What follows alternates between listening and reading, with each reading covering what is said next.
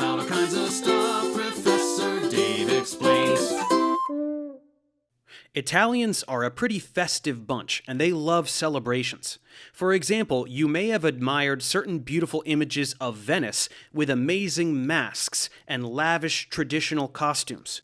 Those images depict a period of time called Carnevale. What is Carnevale, and how did it get started?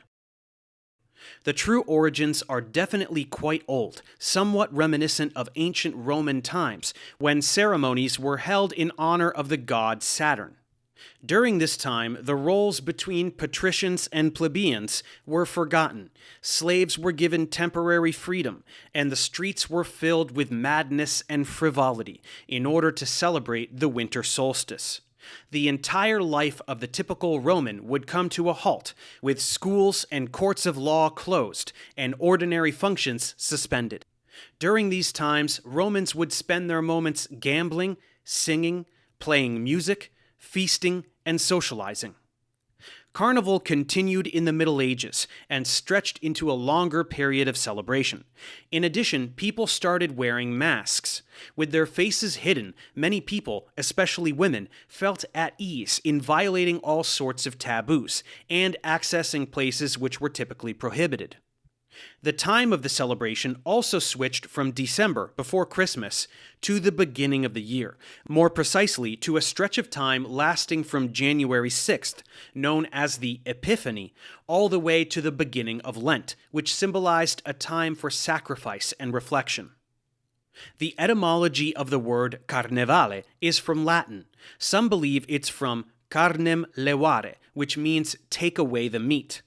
Others think it's from caro carnis, meaning meat or flesh, and vale valete, which is a word meaning goodbye, so the expression would mean goodbye to meat, but in essence also to the pleasures of the flesh.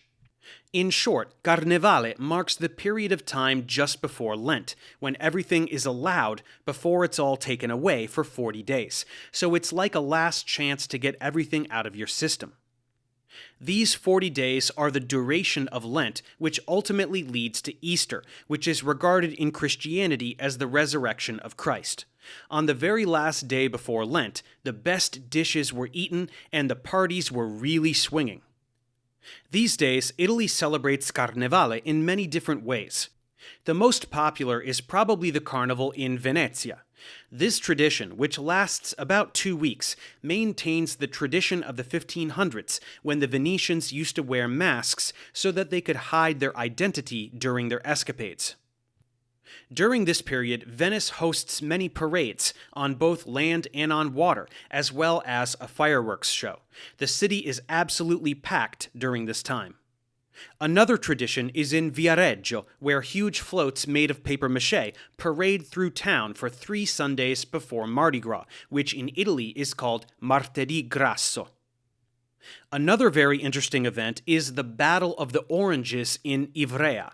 This medieval tradition involves reenacting the fight of the population against the tyrants through the story of a girl named Violetta, who was promised to a rich gentleman against her will. However, she ended up making him drunk and beheading him. The oranges are a sign of the revolution against the rich and powerful. In the Alps, specifically in Livigno, close to the Swiss border, they have a procession of downhill skiers. In Oristano, Sardinia, Carnevale is celebrated with a horse race accompanied by a costumed parade and a reenactment of a medieval jousting tournament in a festival called La Sartiglia. As you can see, Italians definitely know how to have fun. Many other Italian locations also hold Carnevale festivals, some with very unusual events and influences.